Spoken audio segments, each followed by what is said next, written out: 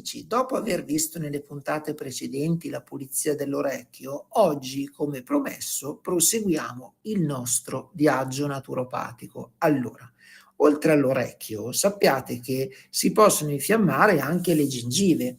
Queste possono apparire arrossate e anche bruciano e delle volte addirittura sanguinano. Oppure all'interno della bocca troviamo le famose stomatiti, che va a bruciare appunto tutto l'interno della cavità orale, ma si può infiammare anche la lingua come se fosse ustionata. Insomma, ci sono varie infiammazioni all'interno del cavo orale. Tutte queste flogosi elencate sono sempre espressioni dell'intestino. Se noi andiamo a risolvere subito il problema all'interno dell'intestino, questi sintomi fastidiosi e dolorosi miglioreranno e addirittura passeranno. Lo stesso discorso possiamo farlo per le tante fastidiose afte. Anche in questo caso il colpevole è sempre il nostro caro intestino, che va a scaricare naturalmente dove? In questa zona dove ha trovato la strada, che è il cavo orale. Nelle afte diciamo che come sintomatico è utile un'applicazione fitoterapica e questo può portarvi dei benefici perché potete anche addirittura disinfiammare il cavo orale con dei risciacqui o gargarismi, anche con un po' d'acqua fresca e dell'eucalipto. Quindi prendete un bicchiere, gli mettete all'interno 2 o 3 dita d'acqua fresca e mettete 3 gocce all'interno di eucalipto e questo vi permetterà di disinfiammare tutto quello che è il discorso della cavità orale. Ma ricordatevi sempre che questo è solo un segnale dovesce, è sempre l'intestino che bisogna pulirlo. Una sana pulizia intestinale evita questi fastidiosi segnali. La pulizia intestinale va fatta anche quando c'è tosse secca o umida o la bronchite. Male non fa, non si sbaglia e a volte si guarisce solo pulendo appunto l'intestino ai primissimi sintomi. Oppure si può fare in aggiunta ai farmaci, perché anche se il medico consiglia l'antibiotico, prendiamole, non rischiamo di evolversi poi in polmonite, perché ricordiamo che bisogna sempre prima fare una diagnosi e questo è il compito appunto del medico e soltanto in un secondo tempo la terapia, per non trovarsi poi a curare a lungo una tosse invece che nasconda qualcosa di molto più grave. Se la bronchite non è a rischio di polmonite, alla pulizia intestinale associamo sciroppi omeopatici o fitoterapici. Per la componente infettiva va bene appunto la propoli, l'olio di semi di pompelmo e tanti altri rimedi o le combinazioni tra loro, ma sempre sotto un controllo di un medico o un fitoterapico e si possono associare appunto rimedi naturali alla cura antibiotica, perché la cosiddetta medicina naturale non è contraria all'antibiotico, perché sarebbe assurdo o privo anche di senso, ma l'uso però sconsiderato che a volte se ne fa. Quindi, tranne i casi in cui è indispensabile, come la polmonite, la meningite e tutte le altre malattie molto importanti, sono poi invece solo infezioni, ma non semplici infiammazioni, perché l'antibiotico non dovrebbe essere sempre somministrato ogni volta che si ha un piccolo sintomo o quando il bambino ha solo un po' di mal di gola o il raffreddore o quant'altro. Ricordatevi che è sempre il compito dell'operatore o del medico che decide poi quello che dovete prendere o fare. Ma torniamo alla bronchite e al suo rapporto con l'intestino. Sappiate che comunque bisogna intervenire sempre con una pulizia intestinale e questo, ripeto, che è sempre un compito dell'operatore. Però alla parte esterna possiamo aggiungere dell'olio di ricino caldo da spalmare sulla pancia, aggiungendo poi un panno caldo e lasciandolo finché il panno rimane caldo e si può ripetere una volta o due nell'arco della giornata. Il discorso, vedete, è sempre quello che è importante osservare e nello stesso tempo agire. Cioè, vi spiego, Anche un trucco molto semplice. Attualmente stiamo vivendo quello che è un cambio di stagione, anche se non è più un vero e proprio cambio di stagione, perché siamo passati dalla maglietta al maglione. Certo che i virus esistono, certo che questi antigeni sono nell'aria, ma quando effettivamente ci si ammala, escludiamo un fattore basilare, siamo sudati, prendiamo un colpo d'aria, è logico, ma se voi avete una pulizia intestinale forte, perché vedete, non molti di voi, ma molte persone sono convinte che la digestione avvenga nello stomaco e l'intestino sia solo un mezzo di scarto. Non è così. Lo stomaco è un sacchetto della spesa dove tiene all'interno, tramite tutti i suoi acidi, gli alimenti che vengono sciolti, vengono disinfettati e vanno all'interno dell'intestino tenue.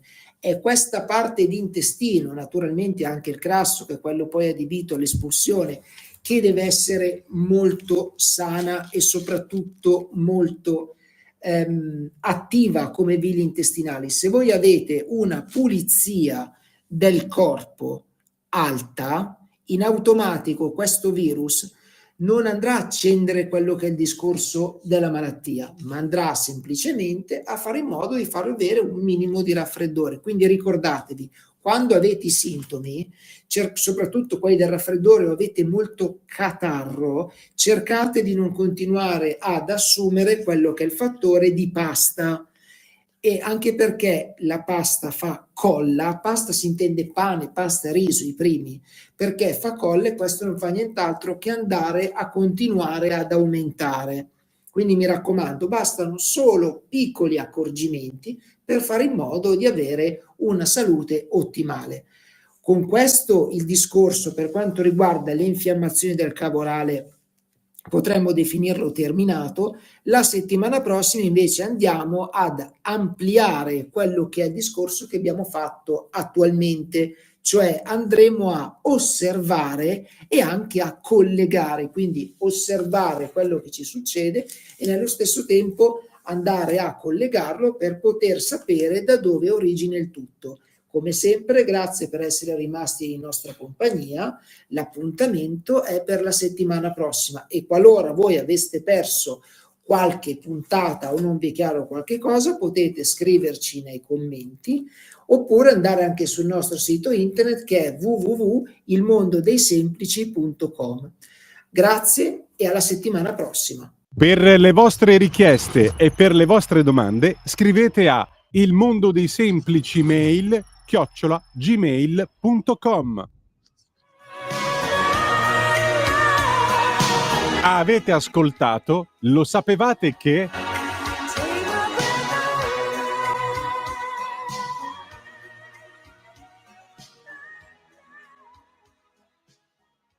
Omar dropped it.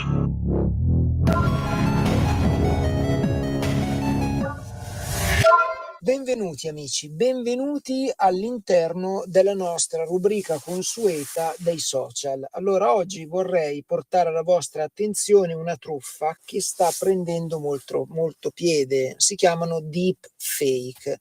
In sostanza utilizzano l'intelligenza artificiale.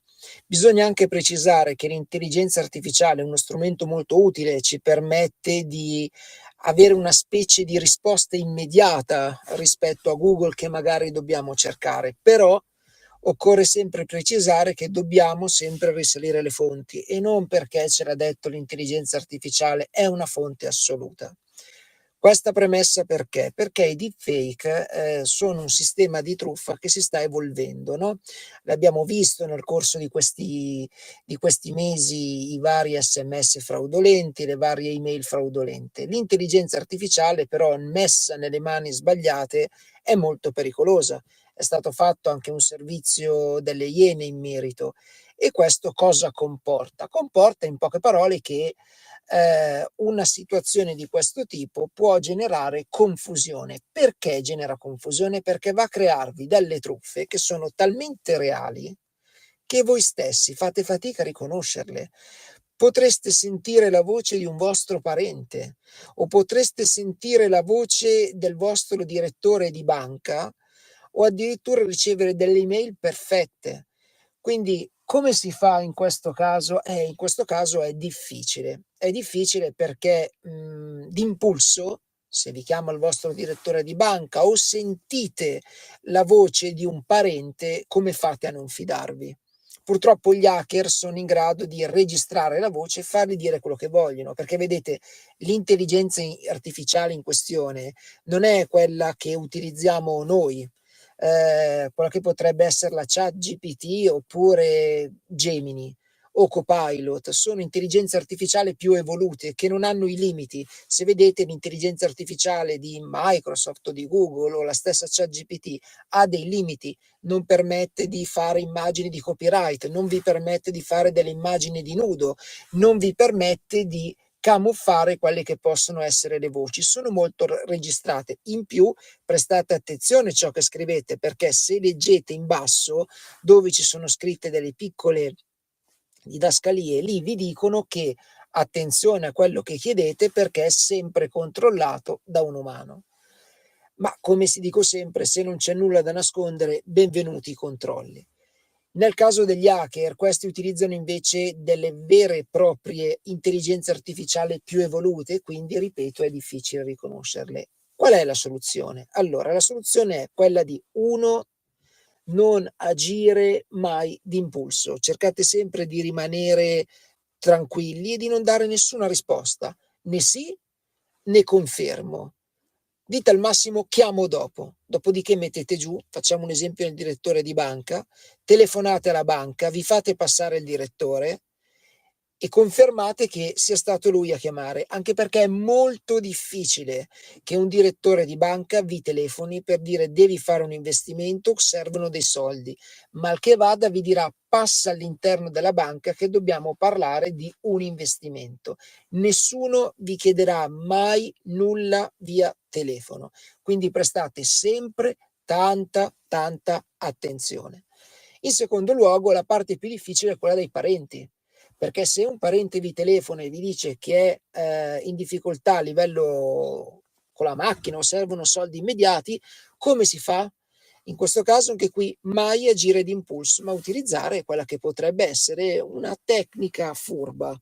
Dovete semplicemente avere una parola in codice che sapete solo voi, la mamma, il papà, il marito, la moglie, i figli. In questo modo andate a interrompere quella che è la truffa, perché vedete, in quel caso sono messaggi preimpostati, sono messaggi scritti dove gli danno una pausa e all'interno di questa pausa non succede altro che attendono la vostra risposta. Quindi, ciao mamma, sono Antonio. Sfermano, in quel modo voi rispondete e poi vanno avanti. Se notate bene, non sentirete che non c'è bene emozione, è un audio che è molto piatto. Se voi gli rispondete, dimmi non quando sei nato, perché sono dati che possono avere, dimmi come ti chiamavo da piccolo, che è un'informazione solo vostra, o vi inventate un soprannome, loro non rispondono, mettete giù, perché purtroppo stanno andando avanti questo, cioè il succo di tutte queste truffe sono sempre ricevere dei soldi. Quindi piuttosto mettete giù, richiamate la persona a voi vicina, oppure dovete essere assolutamente sicuri.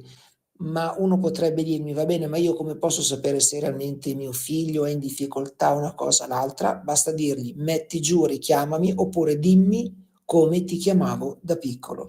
Se risponde correttamente a questa informazione, allora è realmente lui.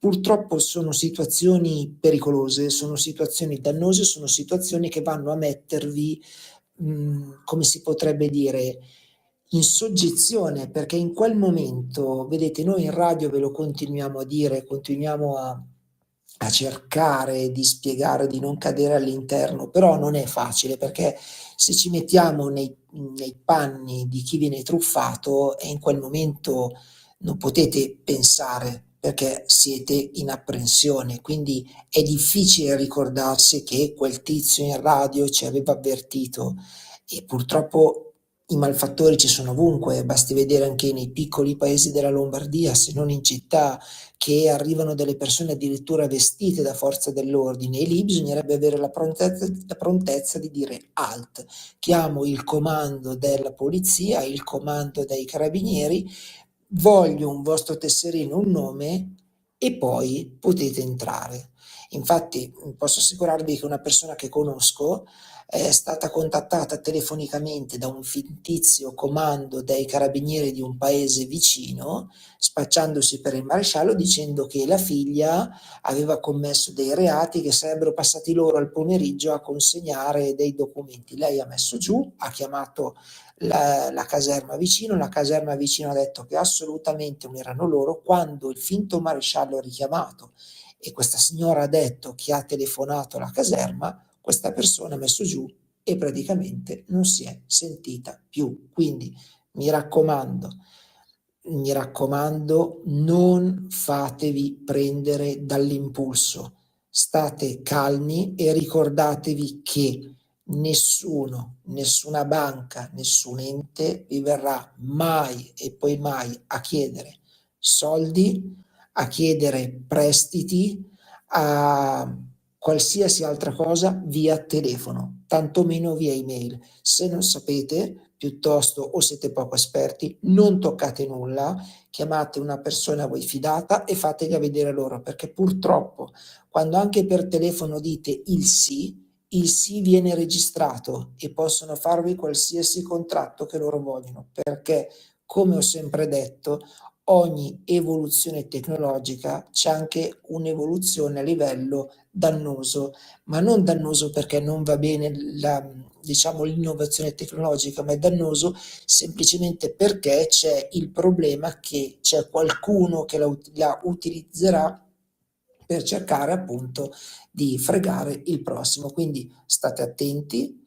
Vedete, anche gli antivirus in questo caso non servono a nulla, perché purtroppo riceverete una telefonata o riceverete un'email normalissima, e quindi non ci sarà un programma che vi vieta questo, a meno che sicuramente nel prossimo futuro qualcosa si muoverà, ma per il momento dovete solo prestare moltissima attenzione, perché purtroppo le truffe sono sempre dietro l'angolo, specialmente online.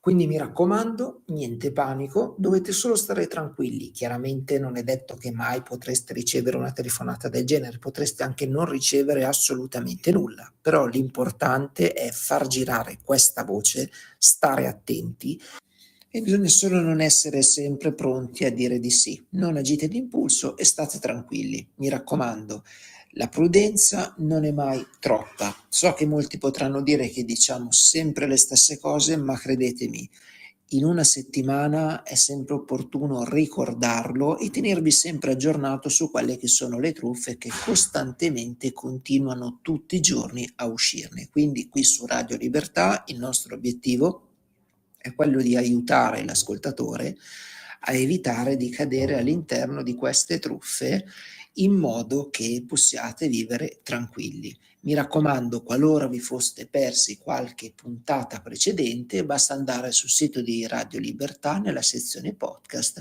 e troverete tutto quanto. Grazie come sempre per essere rimasti in nostra compagnia. L'appuntamento è per la settimana prossima. Omar dropped it.